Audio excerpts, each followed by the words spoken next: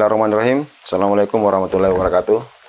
Jumpa lagi saya sama Faris di podcast upes.co.id dan harian Ujung Pandang Express. Hari ini kita kedatangan tamu. Meski kesehariannya sibuk sekali, kami dia sempatkan untuk ke UPEX. Kita perkenalkan dari Komisioner KPU, Pak Abdi Agoncing. Assalamualaikum Pak. Waalaikumsalam. Ya, apa kabar? Alhamdulillah. Ya, kita Sehat. bersama penonton mau tahu sampai di mana kesiapan KPU ini untuk pelaksanaan pemilu 14 Februari mendatang. Ya, silakan Pak. Langsung dulu ya, langsung saja ya. Ya. Pengantar kayaknya nih. Ya. Ya, untuk sampai hari ini, sampai 19 hari menjelang 14 Februari itu, sejauh ini kesiapan kami Alhamdulillah.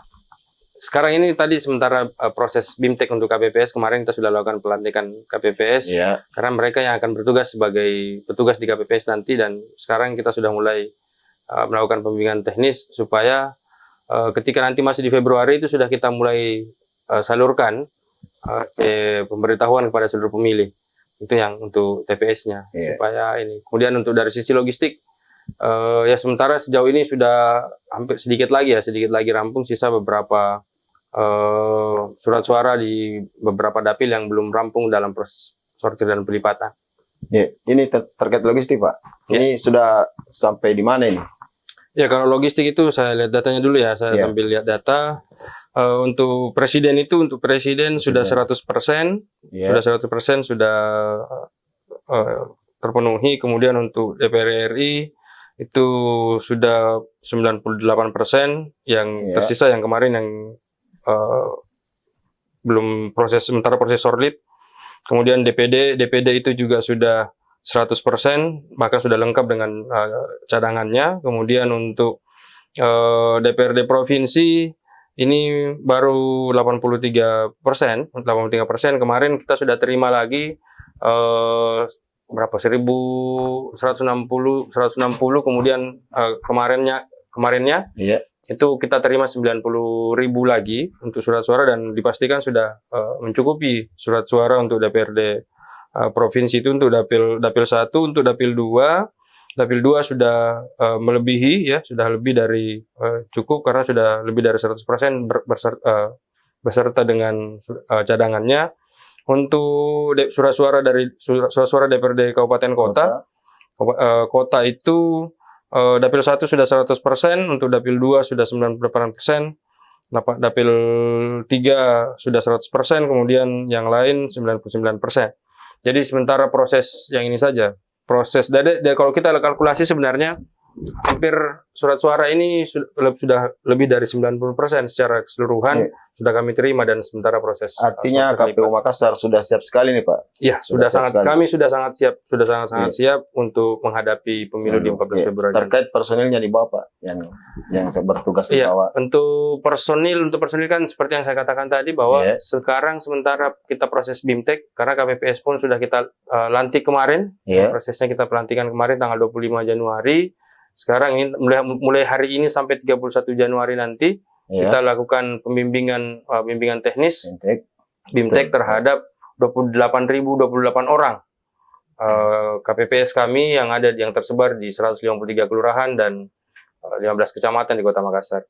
Pasca BIMTEK ini nanti PPS Pak, setelah BIMTEK dia ke kelurahan atau ke masing-masing atau gimana? Ke TPS masing-masing. Acara dia melakukan apa setelah BIMTEK ini? Jadi setelah proses BIMTEK ini tentu tetap latihan sendiri sendiri terkait hasil BIMTEK-nya. Kemudian per Februari nanti, mulai 1 Februari itu sudah mulai mendistribusikan pemberitahuan kepada seluruh pemilih. Jadi mulai yang ditulis-tulis, kemudian disampaikan kepada para pemilih untuk undangan memilihnya. Per hari ini mungkin Pak, ada biasanya kan keluhan-keluhan dari masyarakat terkait apa-apa keluhan yang ada yang masuk di KPU Makassar? Sampai saat ini kita belum mendengarkannya. Mungkin karena sejauh ini persoalan yang paling utama kan karena kita masih tahap konsolidasi. Yang paling dikeluhkan masyarakat adalah yang biasanya kami dengarkan soal terbatasnya ruang. Terbatasnya ruang, ingin pindah memilih. ini. Nah, masalahnya di satu sisi kami tidak ada masalah sebenarnya. Kami tidak ada masalah, cuman kami dibatasi oleh undang-undang, dibatasi oleh regulasi bahwa untuk pindah memilih dalam kasus misalkan anak sekolahan itu sudah berakhir kemarin di 15 Januari. Nah, sekarang untuk pindah memilih itu hanya untuk 4 kategori saja. Orang yang bertugas pada saat hari H, tahanan, orang yang kena bencana alam, dan itu tadi. Biasanya Pak, minus keberapa KPU memastikan bahwa semua masyarakat sudah dapat panggilan untuk datang ke TPS? Kalau untuk undangan panggilannya kita upayakan selambat-lambatnya 1 hari sebelum hari H. Itu sudah diketahui. Masyarakat sudah mengetahui bahwa dirinya merupakan undangan atau merupakan daftar wajib pilih. Betul. Memiliki wajib pilih dan sudah jelas di mana TPS-nya. Terus biasa ada yang terjadi yang sebelum-sebelumnya sudah meninggal, tapi masih juga dapat kayak panggilan gitu ya. Gimana kira-kira itu dari? Nah, ini yang sekarang tetap kita antisipasi ya, karena jangan sampai kemudian itu dimanfaatkan oleh oknum-oknum tertentu. Makanya kenapa kemudian KPPS-nya sendiri yang kemudian bertugas mengantarkan ke masing-masing rumah, ke masing-masing alamat, tempat di mana kemudian si wajib pilih tadi itu terdaftar atau si pemilih tadi terdaftar. Khusus pengawasan intern KPU mungkin gimana Wina yang dilakukan ini? Yang seperti apa itu? Iya, kalau kayak begitu. Oh ya, untuk pola ininya. Pola pengawasannya tentu pertama adalah melalui mekanisme di PPS ya. Jelas pelaporannya seperti apa? Harus dilaporkan, kemudian di PPS pun nanti akan disampaikan lewat PPK secara berjenjang tentunya. Betul. Pengawasannya secara berjenjang kita lakukan. Siap. Gimana KPU khususnya KPU Makassar yang kita kan pengalaman dari pemilu 2019 ya, yang banyak KPPS yang meninggal. Gimana antisipasi KPU Makassar terkait ini mungkin bisa dijelaskan? Secara nasional kebijakan yang diterapkan oleh KPU RI adalah pertama ini sementara kita melakukan proses screening kesehatan untuk mengetes atau mengetahui kondisi kesehatan masing-masing penyelenggara kami, mulai dari tingkat paling atas sebenarnya sampai di tingkat KPPS. Ini sampai tanggal 31 Januari nanti kita semua diwajibkan untuk melakukan screening kesehatan supaya kita ketahui. Jadi mulai dari level yang paling bawah sampai yang paling atas, bagaimana kemudian kondisi kesehatannya, apakah berisiko atau tidak berisiko. Nah, ketika dia berisiko itu kemudian harus dikonsultasikan yang bersangkutan, kemudian difasilitasi untuk berkonsultasi dengan tenaga kesehatan, tenaga medis. Tapi perekrutan KPPS ini pihak KPU memang sudah seleksi ya? Iya. Gimana syarat-syarat apa yang harus dipenuhi sehingga meminimalisir pengalaman dari pemilu-pemilu sebelumnya? Ya, salah satu hal yang kami jadikan persyaratan adalah tentu 3 tes utama untuk kesehatan, potensi gula darah, potensi tensi, tekanan darah, kemudian kolesterol. Itu yang kemudian kita jadikan patokan kemarin. Kemudian dari segi umur, kemarin kalau yang 2019 itu tidak dibatasi. Ini kita batasi kemarin, kalau berdasarkan regulasi itu maksimal 55 tahun. Meskipun alhamdulillah KPPS yang kami lantik kemarin ini, alhamdulillah masih banyak di bawah. Sekali di bawah 50. Karena memang kita sudah arahkan kepada teman-teman, kecuali kalau memang terpaksa kita ngambil yang di atas 50, tidak ada sekali orang, baru kita ambil yang... Itu KPU lakukan lintas sektoral ya? Kerjasama sama Dinas Kesehatan Kota Makassar. Ini kan karena tetap kita koordinasikan dengan Pemkot, termasuk juga nanti ketika di hari H nanti kita sementara hasil koordinasi kemarin dengan pemerintah kota, kebetulan pada saat itu ada Kepala Dinas Kesehatan juga sudah menyampaikan bahwa nanti akan di-standby-kan. Setidaknya kalau tidak bisa di masing-masing kelurahan, itu di-standby-kan tenaga medis supaya bisa lebih mobile. Lebih mobile untuk kemudian ketika terjadi hal-hal yang tidak diinginkan misalkan, itu kemudian bisa dimobilisasi cepat tenaga medisnya. Selain Dinkes mungkin ada ya yang atau PD lain yang KPU kerjasama. Kalau ini misalkan ini kan karena sementara kondisi bencana ya, sementara kondisi hujan, kemarin juga kita sudah koordinasikan dengan Pemkot, dalam hal ini juga diikuti dengan BPBD. Itu sudah kita koordinasikan karena ada beberapa titik di Makassar ini yang tentu butuh perhatian khusus. Misalkan di daerah Manggala, daerah Biringkanaya yang kemudian daerah Wajo juga yang ujung tanah yang kemudian rawan banjir. Ini yang kemudian kita sudah koordinasikan semuanya. Khusus, ini kan Makassar 15 kecamatan. Ya. Ada satu kecamatan pulau Ya. yang ke Pulau Sangkarang. Gimana kira-kira yang ke Pulau Sangkarang terkait pelaksanaan di sana? Ya, sejauh ini memang kita sementara, ini kan sementara makanya kemarin setelah pelantikan Ya. kemudian sekarang sementara BIMTEK untuk Kepulauan Sangkarang. Sangkarang. Karena kami berpikir juga ini kan kondisi cuaca, jangan sampai kemudian teman-teman dari Sangkarang Ya. bolak-balik akhirnya nanti berhalangan. Kemudian yang kedua memang ada perlakuan khusus kami, Oh, ada perlakuan ya, khusus, betul. Apa itu? ada perlakuan khusus untuk Sangkarang. Sangkarang. Misalkan untuk distribusi logistiknya, kita dia akan terlebih dahulu H-10 sebelum Artinya hari sudah H. cepat sampai di sana ya, di, Iya. di kepulauan. Bahkan perakitannya pun kita rakit di sana. Jadi H-10 Iya. itu kita akan sudah berangkatkan kotak suaranya, Iya. kotak suara dan bilik suara, karena di sana akan dirakit di sana, Iya. di kota kecamatan. Kemudian juga bersamaan dengan surat suaranya nanti akan bersamaan ikut. Iya. Kalau di Sangkarang berapa TPS ada? Ada di sana kan ada 3 kelurahan, saya lupa ada berapa TPS di sana. Iya. Ada berapa TPS? Kalau se-Makassar keseluruhan Jumlah TPS Makassar ini 4.004. 4.000 4.004 Dengan TPS dengan jumlah jumlah pemilih 1.036.941. 1 juta 36.941 orang pemilih. 1 orang pemilih. Jadi di TPS kami nanti itu ada yang namanya loksus atau TPS khusus. Iya. Dari 4.004 itu ada 6, 3 di rutan, 3 di lapas, untuk memang dikhususkan kepada para tahanan. Iya. Baik itu tahanan di rutan ataupun warga binaan di lapas nantinya. Dari pemilu 2019 dengan 2024 ini apa yang ada yang membedakan, kertas suara atau apa? Ya kalau di surat suara itu 2019. di surat suara itu yang beda mungkin masih ada tanda gambarnya ya. Iya. Ada tanda gambar calon DPRD atau legislatifnya. Iya. Nah, sekarang sudah tidak ada lagi tanda gambar. Yang ada adalah kemudian hanya nama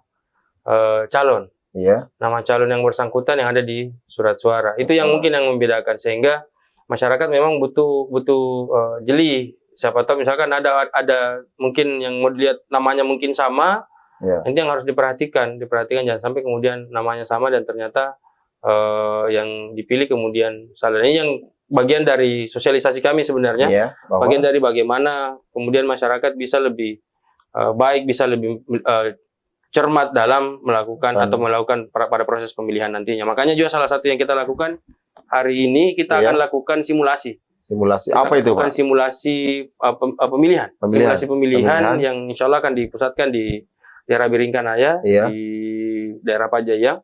Daerah Pajayang itu akan kita pusatkan di situ, dan itu kita melibatkan juga. Selain melibatkan penyelenggara, juga melibatkan masyarakat sekitar supaya melihat betul bagaimana kemudian proses pemilihan itu. Kemudian di situ juga sudah jelas ada 3 pasangan calon untuk presiden dan wakil presiden, kemudian beberapa partai, dan model surat suara seperti apa, dummy surat suaranya seperti apa. Ya, dari dulu Makassar terkenal dengan tingkat kerawanan ya. Ya. Kita tahu semua itu, nasional tahu. Dari pihak KPU mungkin gimana kira-kira antisipasi terkait itu? Ya, tentu koordinasi ke pihak kepolisian atau apa? Ya, kalau sampai saat ini tentu kita lakukan semua koordinasi dengan pihak. Kemarin waktu pertemuan Forkopimda, 2 hari yang lalu ya kita lakukan pertemuan di kantor dengan Forkopimda terkait juga untuk kampanye, termasuk untuk kampanye rapat umum yang dihadiri perwakilan Pak Kesbang mewakili wali kota, kemudian Kapolres Pelabuhan, Pak Dandim diwakili sama Pak Koramil, kemudian dari Kapolres Tabes juga. Itu kita selalu komunikasikan itu. Khususnya ini kan sekarang sementara tahap kampanye rapat umum. Kampanye rapat umum kan dimulai tanggal 21 Januari kemarin sampai nanti berakhir di 10 Februari atau 3 hari sebelum masuki masa tenang. 3 hari sebelum hari H. Masuki masa tenang, kemudian itu. Nah, ini yang sementara kita koordinasikan juga terkait kampanye rapat umum, kemudian nanti bagaimana ketika persiapan kita di hari H. Jadi semuanya sebenarnya kita sudah lakukan koordinasi, kemudian sama-sama menyusun bagaimana mitigasinya, supaya kemudian nanti ketika terjadi hal-hal yang crowded, hal-hal yang tidak diinginkan di hari H ataupun menjelang hari pemilu ini, kita sudah tahu seperti apa yang tindakan atau langkah yang harus kita lakukan. Terkait di jalan, di pinggir jalan ini kita lihat saksikan banyak sekali di KPU. Kapan itu yang bisa bersih semua itu?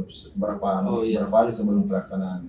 Untuk APK-nya. APK-nya. Jadi APK itu kan sebagaimana diatur dalam regulasi. Regulasi itu alat peraga kampanye itu sudah harus diturunkan setelah masa kampanye berakhir. Masa kampanye berakhir itu kan pada tanggal 10 Februari. 10 Februari 2024. Maka artinya bahwa setelah masuk tanggal 11 pukul 00.01 tanggal 11 Februari itu mestinya sudah mulai diturunkan. APK-nya itu sudah mestinya mulai diturunkan. Terkait itu ya kita memberikan himbauan karena sudah dari awal kita sudah sampaikan bahwa masa kampanye itu akan berakhir di 10 Februari di 2024, sehingga diharapkan kepada seluruh peserta pemilu, termasuk para caleg-caleg peserta pemilu dan ahli partai politik dan peserta caleg-calegnya untuk menurunkan APK-nya, alat kampanyenya, karena jika tidak ya nanti pasti akan ditindak oleh pihak yang berwenang, dalam hal ini Bawaslu, ya kemudian mungkin bisa dibantu dengan pemerintah kota. Tapi hari-hari ini sekarang saya lihat sudah ada beberapa penindakan penindakan dari Satpol PP khususnya di beberapa ruas jalan yang memang, karena di Makassar ini ada 11 ruas jalan yang dilarang, yang tidak boleh ada APK. Dan saya perhatikan kemarin ada beberapa penyampaian juga dari Satpol PP bahwa sudah mulai ada ditertibkan, dan memang itu di daerah-daerah yang dilarang, sehingga kita terima pemberitahuannya. Juga kami ketahui ketika nanti misalkan ada yang komplain, ya memang kan sudah disampaikan sebelumnya bahwa ini adalah wilayah-wilayah yang dilarang untuk menampilkan atau memasang alat peraga kampanye. Tapi terkait yang itu tadi, terkait untuk kapan kemudian ditarik, kemudian diambil atau dibersihkan APK-nya itu ya per tanggal 11.01 sudah harusnya sudah dibersihkan. Ini ya satu lagi mungkin terkait warga atau pemilih yang sakit ini, yang di rumah sakit. Ini apa langkah KPU?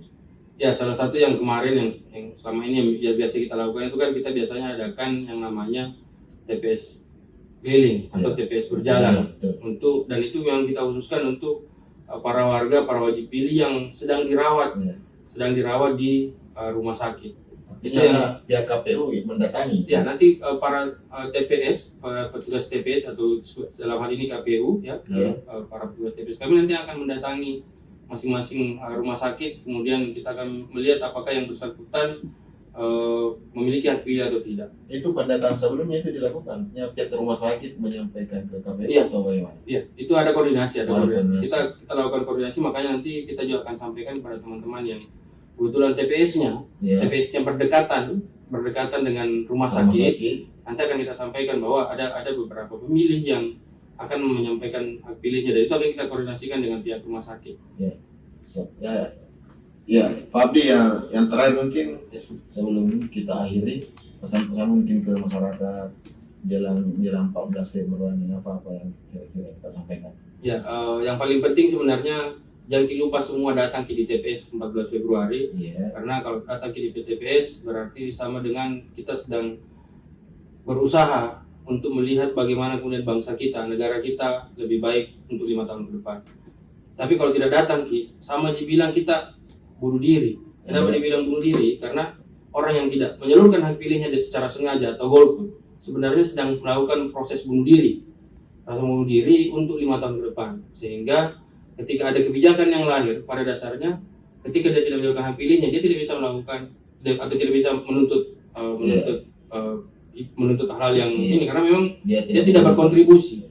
Dia tidak berkontribusi terhadap proses demokrasi yang sedang kita bangun. Karena hasil pemilihan ini kemudian akan menjadi legitimasi bagi siapapun pihak yang menjadi terpilih, apakah pasangan calon ataupun itu menjadi legislatif, baik eksekutif maupun legislatif. Itu yang kemudian yang harus diperhatikan. Yang kedua, pada anak-anak muda yang khususnya pada para pembaca dan pendengar dari ups.co.id ini, itu yang paling utama adalah datang ke memilih. Karena anak muda itu keren kalau memilih. Keren kalau memilih. Makanya kalau mau dibilang keren, datang ke TPS di 14 Februari, apalagi hari Valentine, hari kasih sayang. 14 Februari itu hari kasih sayang ya. Hari kasih sayang. Nah, kita curahkan kasih sayang kita sebagai bentuk kasih sayang kita kepada suara kita adalah kasih sayang kita terhadap bangsa dan negara ini. Jangan lupa datang di 14 Februari di TPS tak, jangan di TPS-nya orang. Tapi TPS di mana tempat tak terdaftar sebagai pemilih tetap. Jangan TPS-nya orang ya, nanti nak kira provokator. Saya kira itu mungkin yang kami. Ya, demikianlah tadi bincang-bincang kami dengan salah satu komisioner KPU Kota Makassar, Pak Muhammad Biwoncing. Semoga apa yang disampaikan tadi bisa masyarakat bahwa pesan terakhir mungkin datang ki tanggal 14 Februari di TPS masing-masing. Saya kira itu mungkin. Wassalamualaikum warahmatullahi wabarakatuh. Salam. Terima kasih.